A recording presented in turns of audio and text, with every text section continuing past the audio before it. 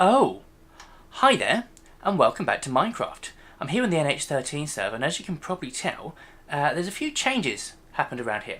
That is because I'm speaking to you from the future. And one of the biggest changes is the fact that we now have villagers on the base. Now, that was an adventure to say the least to bringing them over here. And that's exactly what we're going to cover in this episode. So, I hope you enjoy it.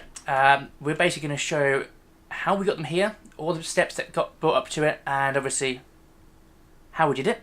So I hope you enjoy it. But sit back, relax, and we'll see you in a minute.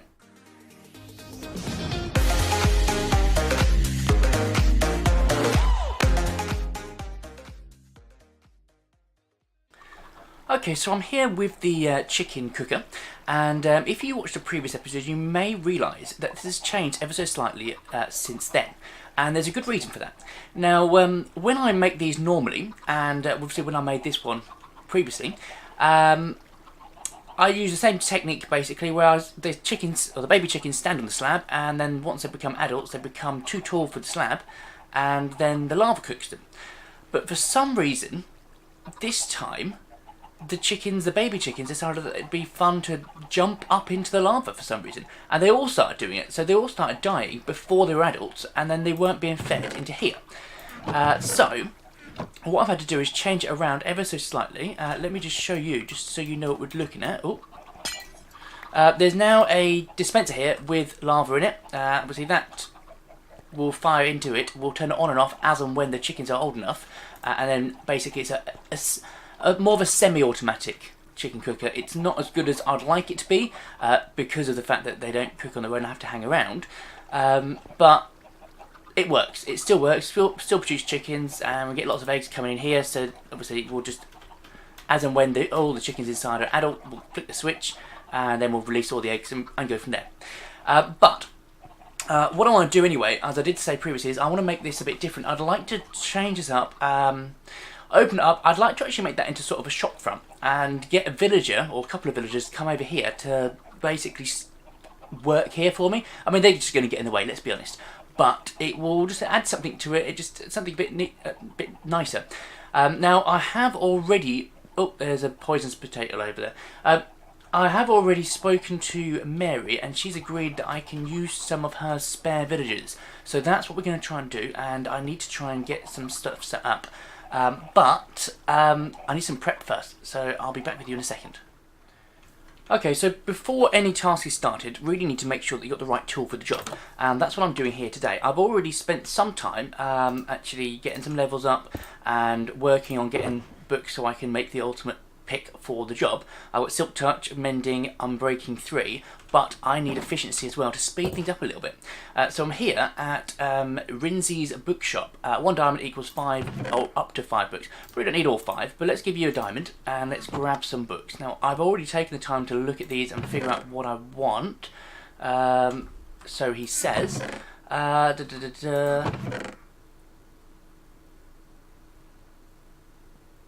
there's an efficiency there. I want that one, and that efficiency also, and I like that sweeping edge because that's a good one, and I'll take that because I want the infinity for later on. I just need the 4 books. That will do me for the time being. So let's go make the pick. Now, when making tools, it's always best to well, combine the books first of all. So we obviously want efficiency 5. So we've got 2 4s, put them together, get 9. But when we actually want to put them on, we always need to lead with the highest number. Otherwise, they get a bit overpriced. So efficiency 5 is higher than Unbreaking 3. Silk Touch was a value of 1, and Mending, which is a value of 1. So we get that, pop that in, and then we want to go for the Unbreaking next.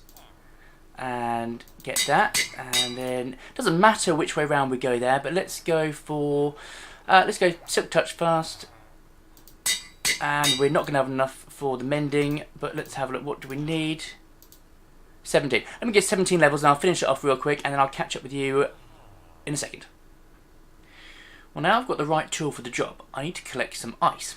Now, you may be wondering why I need ice, and it's quite simple really. The quickest way to transport villagers from one place to another is via the Nether, and the quickest way to travel through the Nether is on powered rails on top of ice. So we need lots of ice, and I need lots of ice, because I've also offered to provide ice for Panda Deck. You can see it online at the moment, because he's doing something very similar, and I said I'd provide his ice for him. So let's do this, because this is going to be extremely satisfying.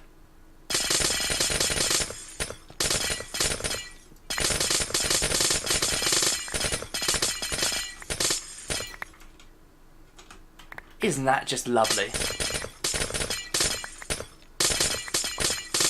Not bad for a couple of minutes work, and that is literally the top of the iceberg. So I will come back with all this stuff later, well, there's plenty more icebergs where that came from, so maybe we'll see a shop somewhere.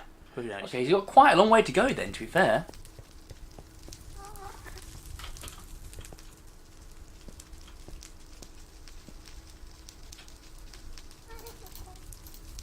Two, three. Give him 4 stacks, why not? He seems happy. Right, cool. See you in a bit. I've just been informed by Falou that he's working on a project quite close to the spawn area, and I've come to give him a hand. So, as you can see from the sign, to the future arena. I will. Let's go through, and I'll let him explain what we're doing. Right, well, we are now here, and as you can see, dig everything within the border down to level 50. Falou, are you there? Hello, yes. Oh, hi there. I'm down in the hole digging. Oh, hello. For the sake of my viewers, what is it that we're doing here? Well, we're starting off with digging a big hole. Okay.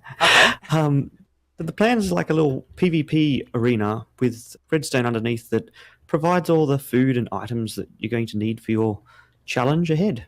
Oh, okay. So we're going to dig down to level 50, and then we can rebuild it back up again with some redstone and all that sort of fun stuff. That sounds like a lot of work, but thankfully I'm here to help, even if it's just a little bit. We've got quite a long way to go. It's quite a big area, isn't it? So, yeah. Yeah, it is quite a big area. Over here I dug down to level 50, so you kind of get a sense of the depth that it's going to be. We just got a lot of blocks to dig out. Yeah, that looks like it's going to be fun. Okay, well, do you want me to start on one side and meet you somewhere, or if I start this side? Yeah, just dig wherever you like within the borders. Right, let's do this. Let's do this.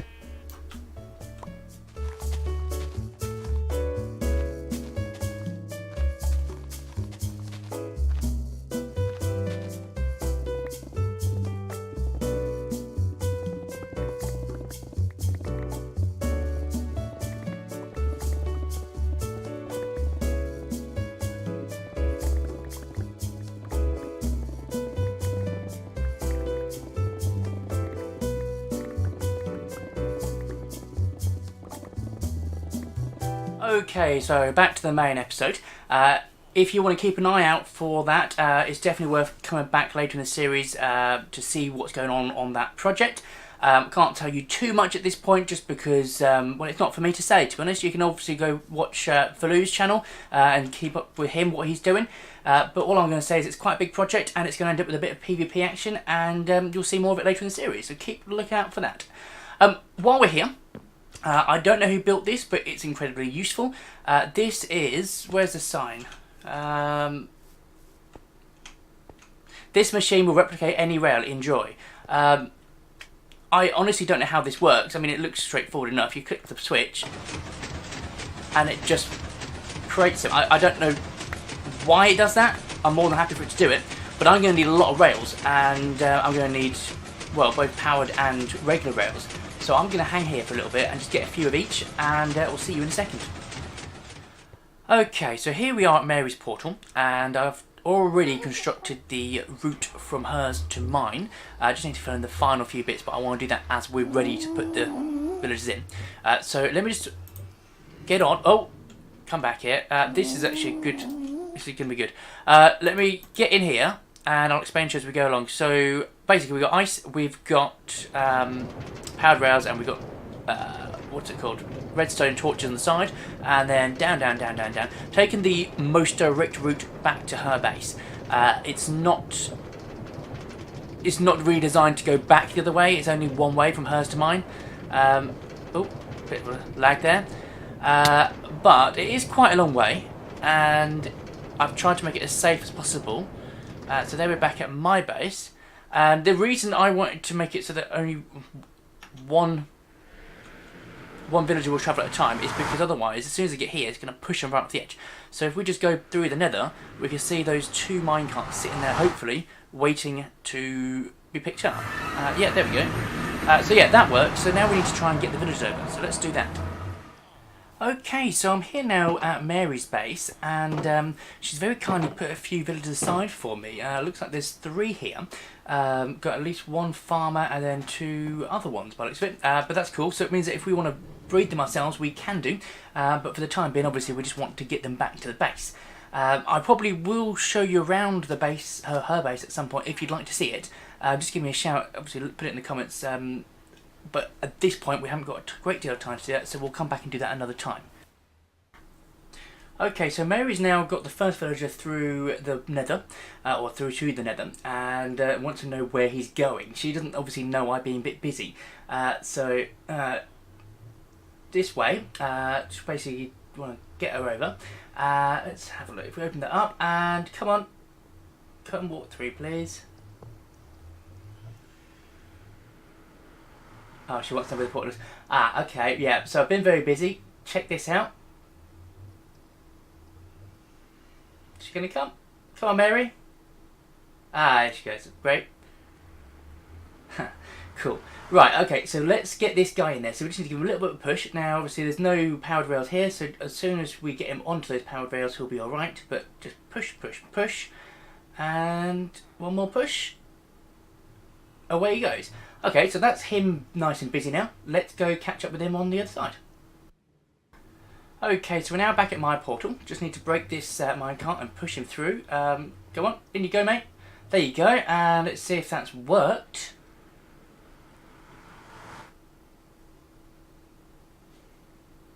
Fantastic, right, he's there. So, let's make sure he doesn't get through the portal, or back through. That's 1 down, 2 to go. Just had a message from Mary. The second one is now on his way, so he should be coming in any minute. There he is. We can see him. Right, okay, and just need to let her know. Got him.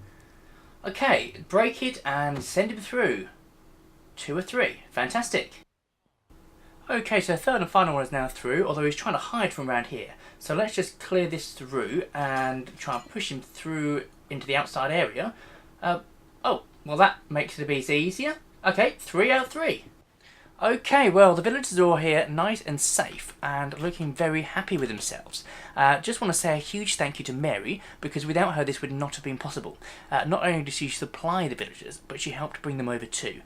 So yeah, once again, thank you, Mary. Could not have done it without you. Right, so as you can see, there's some fences around here.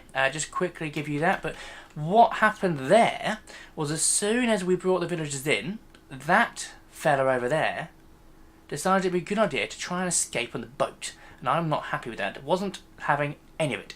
So I forced him out of the boat, got him back in his farm, that's where he's going to live, and I put fences all the way around the outside so they've got no choice but to work forever. Thank you for the bread. Lovely. But unfortunately, that's all we've got time for today. So if you did enjoy the episode, please give it a big like and a thumbs up on the video. If you haven't already, please consider subscribing to the channel. And obviously tell your friends about it too, because if you like it, there's a good chance they will too. And let's be honest, that's probably the reason you're friends, because you both like Minecraft. So, as always, I've been Geeky Gamer, you've been awesome, and thanks for watching. Goodbye.